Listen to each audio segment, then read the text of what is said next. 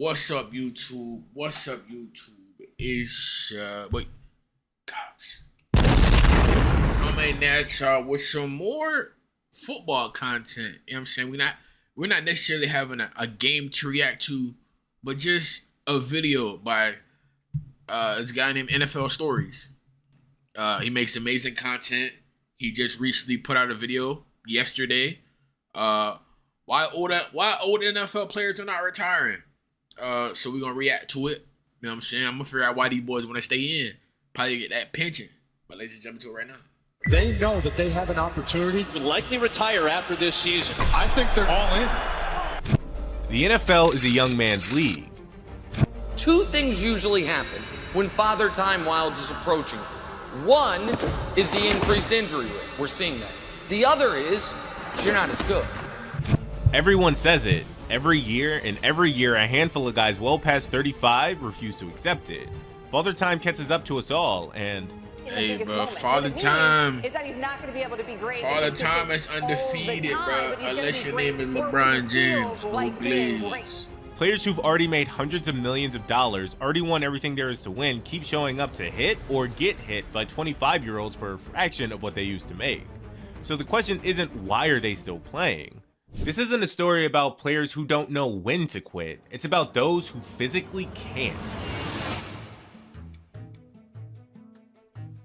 Aaron Rodgers is the obvious place to start because he's by far the most decorated on this list and maybe the most complicated. The Packers drafted him in 2005 out of California, and he sat behind Brett Favre for 3 full seasons. Most people forget how awkward that was. Favre kept retiring and unretiring, and Rodgers just sat there. Bro, I remember that entire saga. I was still young. Every season, Brett Favre was damn near holding the Green Bay Packers hostage, bro. He was like, I'm retiring. About 2 weeks later, this man said, yeah, nah, I'm not retiring. Played another season in Green Bay. End of that season, he said, I'm retiring, I'm done. ESPN had a whole where Favre gonna go watch. They had this man on the jet landed in Minnesota. This man unretired and played in Minnesota. It was crazy. Waiting for his shot.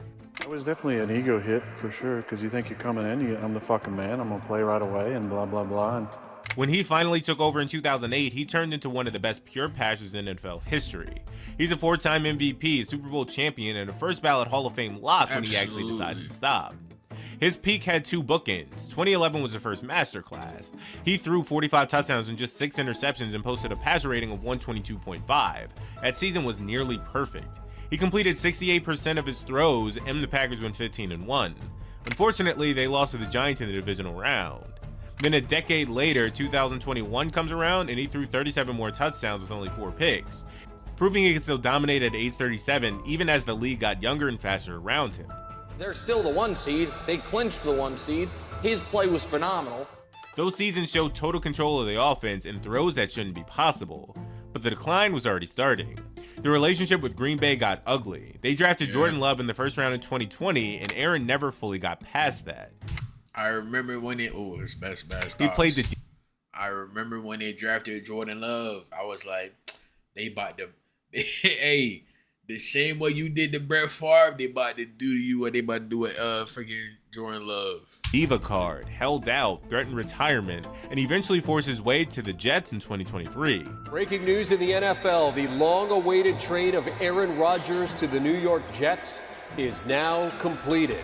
That disaster lasted 4 plays before his Achilles blew out. He came back in 2024 but wasn't the same. Then came the Pittsburgh move in 2025, only to get blown out by the Texans in the wildcard game in embarrassing fashion. This offseason, he's reuniting with Mike McCarthy, the original coach who helped develop him back in Green Bay. At 42 years old, Rodgers has signed another 1-year deal with the Steelers worth up to $25 million. Last June, he told Pat McAfee that the 2025 season would likely be his last, and he wanted to finish with love and fun and peace. Then the season ended with that brutal wildcard loss. After the game, he refused to commit either way. He told reporters that he wouldn't make emotional decisions. He pointed out that his body still felt good, and he didn't want his future to be decided by physical ability. So that's where we stand. Aaron isn't playing for money at this point because he's already made over $300 million in his career. He's not playing for a ring because he already has one, and the Steelers roster isn't getting him one. Yeah. He keeps playing because being the guy who makes impossible throws and controls the offense is who he's been for 20 years. When you take the helmet away, he's just a 42-year-old man with a lot of free time, a potentially fake wife, and not much else to do, which can be a lot harder on people than it sounds. But he did just reconcile with his family over the weekend, so that was actually pretty cool to see. Rodgers is hanging on because he can't imagine a life without football. However, our next guy is the complete opposite. He could retire right now and be one of the most famous retired athletes that we've ever seen in America. On top Travis of that, Kelce is still playing for the Taylor Chiefs Swift. at 36 years old, and though he's not what he once was, he's still producing at a level that justifies the jersey. Kansas City made him the third-round pick back in 2013 out of Cincinnati. He was overshadowed earlier by flashier names, but he developed into the most dangerous tight end in football. Great route runner and a mismatch nightmare in the red zone. Three-time Super Bowl champion, the Chiefs' all-time leader in receptions, receiving yards, and receiving touchdowns. Kelce racked up 1,080 catches for 13,002 yards and 82 touchdowns in his career so far, which puts him third all-time among tight ends in catches and yards. Only Tony Gonzalez and Jason Witten have more, and he's coming for both of them. In 2025, Kelce led the Chiefs in catches with 76, receiving yards with 851, and he tied for the team lead in receiving touchdowns with 5. He joined Tony Gonzalez as the only other tight end to have over 800 receiving yards at age 36 or over. Then he turned around and signed another extension with the Kansas City Chiefs this offseason. Travis is still kinda hanging on by a thread. Kansas City traded Tyreek Hill 3 years ago and never replaced him, and Kelce still accounts for nearly 23% of the team's receiving yards since that trade.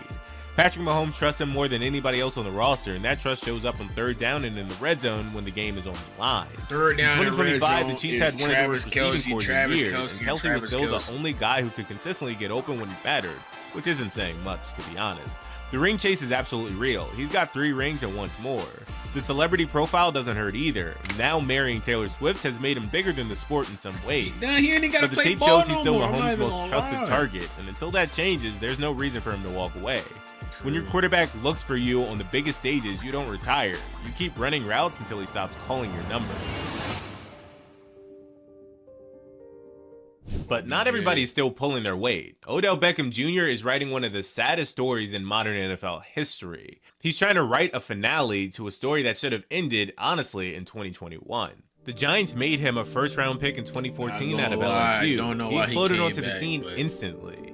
That one-handed grab against Dallas in Week 5 made him a household name overnight and turned him into one of the most popular athletes in the world. From 2014 through 2016, he put up 3 straight seasons over 1,300 yards. His best year was 2015, when he caught 96 passes for 1,450 yards and 13 touchdowns. He looked like a Hall of Famer in the making. Then the injuries started piling up. The ankle, and the knee, and the ACL.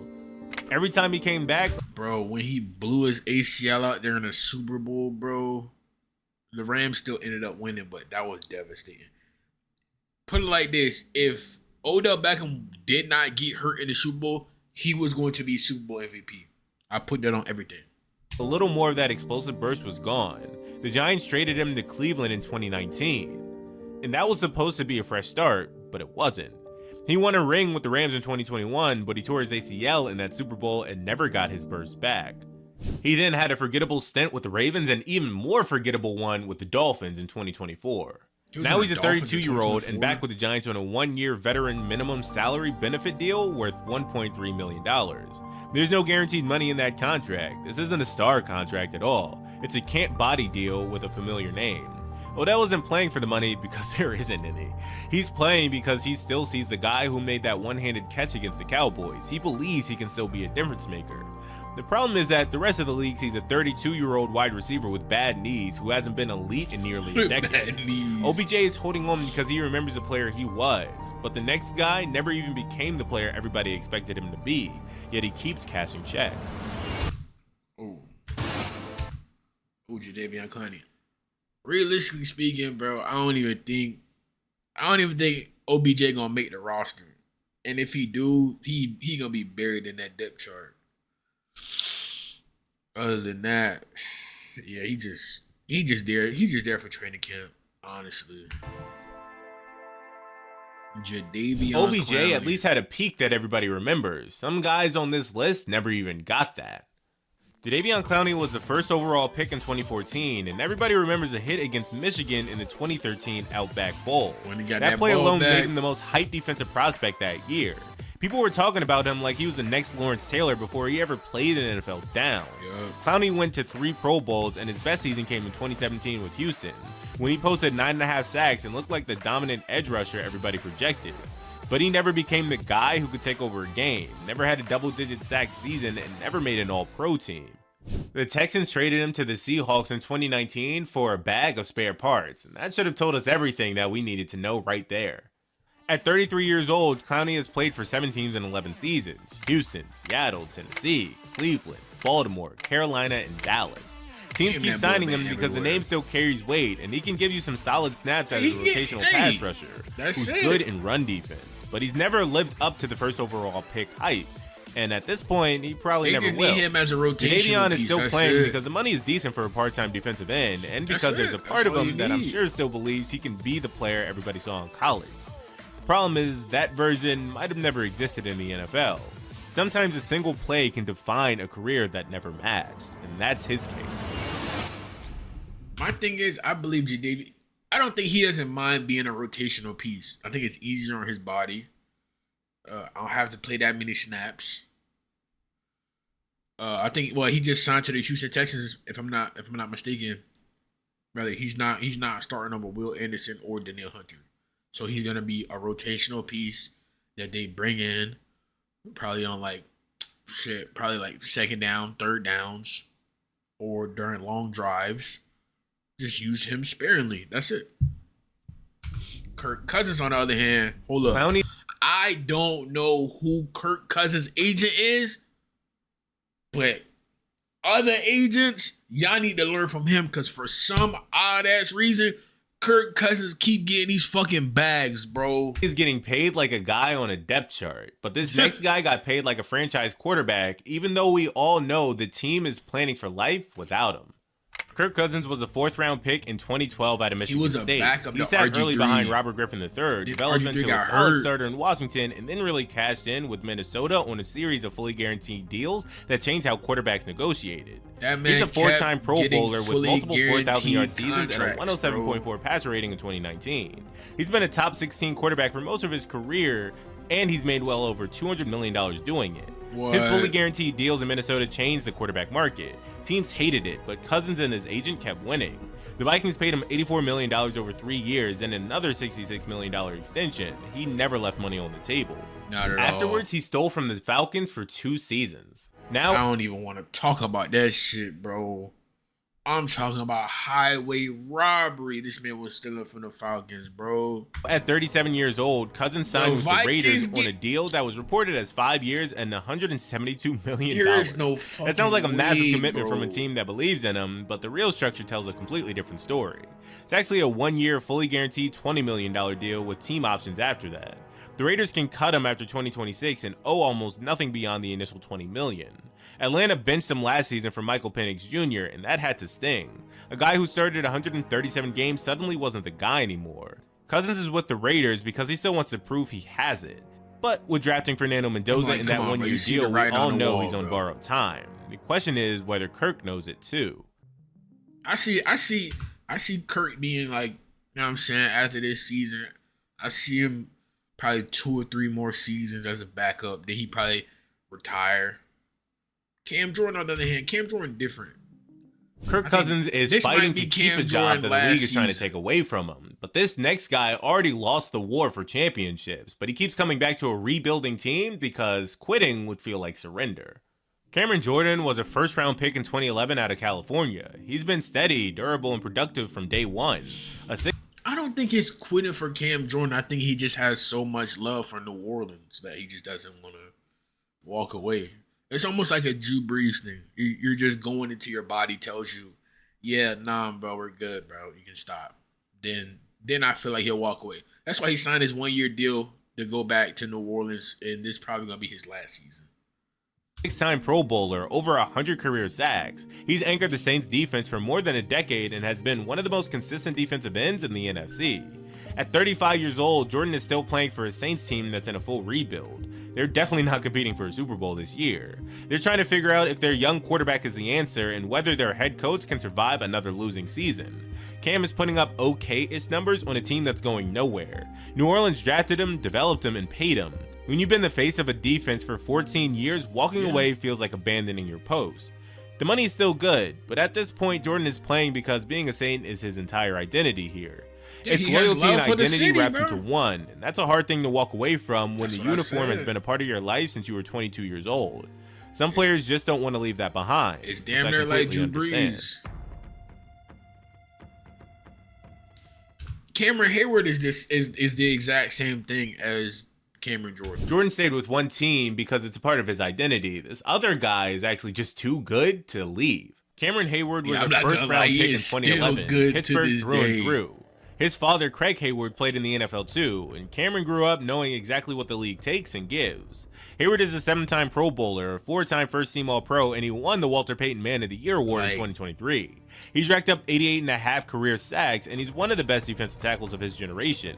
His peak years came in the mid-2010s when he anchored one of the most physical defenses in football. Bro. He posted double-digit sacks in 2017 and 2018, all while becoming the kind of player who demanded double teams on every single snap. You couldn't run inside on the Steelers because Hayward would blow up the play before it started. In 2024, he posted 8 sacks and 35 solo tackles at age 35. The Steelers still need him. They drafted Derek Harmon in 2025, but Hayward is still the anchor of that defensive line and the heart of the locker room. He's Pittsburgh born and bred, and being a Steeler is a lifetime commitment in that city. His legacy is secure. He's already a Steelers legend, but he's playing because he's still good enough to matter. He's not hanging on for a paycheck or a nostalgia tour. He's out there because he can still help a team win, and in Pittsburgh, that means everything. Some guys stay too long because they have to. Cam stays because he gets to. Calais Campbell. Hayward is still a difference maker. The next guy hasn't really been that impactful for a few seasons now, but he's padding the stats for a Hall of Fame case. Calais Campbell was a 2nd-round pick in 2008 out of... Hey, bro. Ain't nothing wrong with padding the stats, bro, to boost your Hall of Fame case. Ain't nothing wrong with that. I don't see nothing wrong with that. Miami. Long, disruptive, and versatile enough to play inside or out. He's a 6-time Pro Bowler, a 1-time first-team All-Pro. He's one of the most respected defensive linemen in the league, and he's been good for so long that his cumulative numbers are the argument for Canton. He spent 9 years in Arizona, where he became one of the most dominant 3-4 defensive ends in the league. Then he went to Jacksonville and kept producing. Then Baltimore, where he had a nice little stretch. Every team he joined got better in the run game immediately because he eats double teams and still pushes the pocket. Campbell has made over $100 million in his career, and he's 38 years old now. He's a depth piece at this point. He can give you productive snaps in spurts, but he's no longer a difference maker who changes the game plan. The ring chase is still on, but I'm not sure if the Ravens are true contenders this season. Now it's about the love of the game and adding to the resume. Every season he pads his Hall of Fame case a little bit more. Defensive linemen know their earning window closes fast, and Campbell has stretched it as far as it can go. He's playing because he still loves the locker room and because the checks keep clearing. And honestly, both of those are good enough reasons.